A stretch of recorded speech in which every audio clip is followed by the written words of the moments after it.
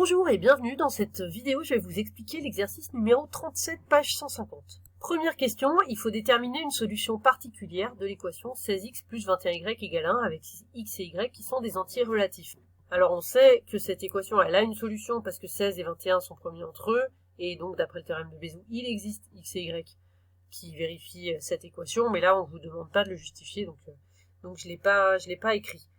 Donc soit vous pouvez essayer, là la solution particulière elle n'est pas si difficile à trouver que ça, et sinon si vous voulez être sûr de trouver, on utilise l'algorithme d'Euclide, c'est-à-dire qu'on fait la division euclidienne de 21 par 16, donc ça donne 21 égale 16 fois 1 plus 5, à côté j'écris le reste 5, c'est égal donc à 21 moins 16, je passe de l'autre côté, j'ai pas écrit fois 1 parce que c'est pas la peine, voilà, ensuite je prends, comme c'est le processus de l'algorithme d'Euclide, je prends 16 et le reste 5, et je fais la division euclidienne de 16 par 5. Ce qui me donne 16 égale 5 fois 3 plus 1, et donc là j'ai le reste 1, que je peux écrire, donc 1 est égal à 16 moins 5 fois 3 en passant le 5 fois 3 de l'autre côté. Et là ça y est, j'ai 1 égal. Donc je vais pouvoir repartir de ça pour obtenir l'équation de Bézout, les coefficients de Bézout. Donc ici j'écris 1 égale 16 moins 5 fois 3, et le 5 je remplace par 21 moins 16. Voilà, je développe tout ça, et ensuite donc j'obtiens 16 fois 4 moins 21 fois 3, ce qui me donne donc une solution, un couple solution de cette équation. Je précise que si jamais en tâtonnant vous avez trouvé un autre couple solution, ça fonctionne aussi, il n'y a pas de problème. Question petit b maintenant, déduire une solution particulière de l'équation E. Donc l'équation E c'est presque la même, sauf qu'à la place d'avoir égal 1, on a égal 797. Donc pour cela, il suffit de multiplier par 797.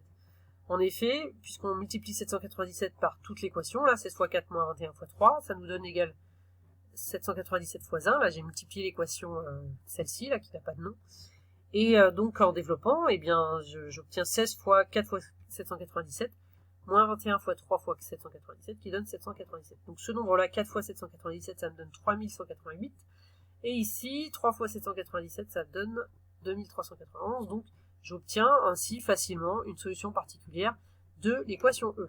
Question petit c maintenant, résoudre l'équation E, donc celle-ci.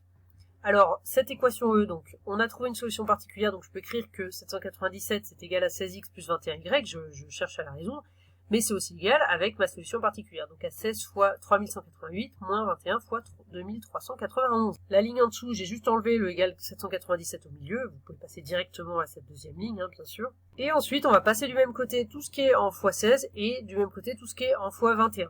Donc ici, j'ai passé à gauche ça, là, 16 fois 3188, et à droite, tout ce qui est en 21, donc j'obtiens ceci. Et puis je mets donc 16 en facteur à gauche et 21 en facteur à droite. Maintenant, là, j'ai une équation qui va me permettre d'appliquer le théorème de Gauss. Donc j'ai 16 qui divise 21 fois moins y moins 2391. 16 et 21 sont premiers entre eux, donc là je peux appliquer le théorème de Gauss, je vais l'écrire. Voilà, donc là c'est quand même mieux rédigé. D'après le théorème de Gauss, on a 16 qui divise moins y moins 2391.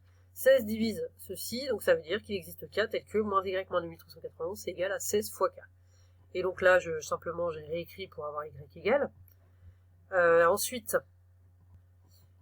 je remplace dans cette équation, moins y moins 2391, d'après ce qui est écrit là, c'est égal à 16k. Donc je le remplace ici. Donc 21 fois 16k, je peux simplifier de chaque côté par 16, et donc il me reste x moins 3188 égale à 21 fois k. Et donc je peux obtenir aussi x égale avec, en passant le moins 3388 de l'autre côté. Donc là j'ai bien l'expression pour y et x, je sais que toutes les solutions de cette équation sont forcément de cette forme. Et maintenant réciproquement, on va voir est-ce que toutes les solutions de cette forme, est-ce que tous les couples de cette forme sont solutions. Donc si on a x qui est comme ceci et y qui est comme cela, donc il existe k tel que on a ça, eh bien on regarde est-ce que ça fonctionne, c'est-à-dire est-ce que x et y sont solutions de l'équation. Donc je calcule 16x plus 21y, et j'obtiens, en développant tout ça, les k se simplifient puisqu'on a 16 fois 21k moins 21 fois 16k, et ici j'ai des nombres un peu gros, mais ça me donne bien 797 au final. Donc j'ai bien x et y qui sont solutions de l'équation E. Donc j'ai prouvé que toutes les solutions sont de cette forme, et inversement, que tous les couples de cette forme sont solutions. Donc ça me prouve que les solutions de E, ce sont tous les couples de cette forme avec k appartenant à z. Question 2 maintenant, un restaurateur propose deux menus, un menu à 16 € et un autre à 21 €, et on sait que sa recette s'élève à 797 €. La question c'est est-ce qu'on peut déterminer le nombre de repas de menus de chaque sorte qu'il a servi. Alors si on appelle X le nombre de menus à 16 €, Y le nombre de menus à 21 €, eh bien on obtient 16X plus 21Y égale 797 d'après l'énoncé, puisque ben voilà, enfin c'est assez simple, hein. Chaque menu à 16 €, ça fait 16 €, donc 16 € fois X plus 21 fois X, et comme sa recette c'est 797, on a cette équation. On vient de la résoudre, donc on sait que toutes les solutions sont de cette forme. Ainsi, il existe un entier relatif k tel que x est de cette forme, 21k plus 3188, et y de cette forme, moins 16k moins 2391. Alors ici, on a des contraintes en plus, puisque x et y, ce sont des nombres de menus, ils sont forcément positifs ou nuls. Donc la première contrainte, c'est x positif ou nul. Je traduis ce que ça donne, je remplace avec 21k plus 3188, et ça me donne k plus grand que cette fraction. Cette fraction, ça fait à peu près moins 151,8. Or, ça c'est compris entre moins 151 et moins 152 évidemment. Donc, il faut faire attention, hein, k il est donc strictement plus grand que moins 152, or c'est un nombre entier relatif, donc on peut en conclure, c'est équivalent à dire que k est supérieur ou égal à moins 151. La deuxième contrainte c'est y positif, je remplace, moins 16k moins 2391, je passe le moins 16k à droite, comme ça j'ai plus de signe moins devant le k, je divise par 16, et donc j'obtiens k plus petit que ceci. Ça fait à peu près moins 149,4. Alors attention, moins 149,4 c'est compris entre moins 149 et moins 150.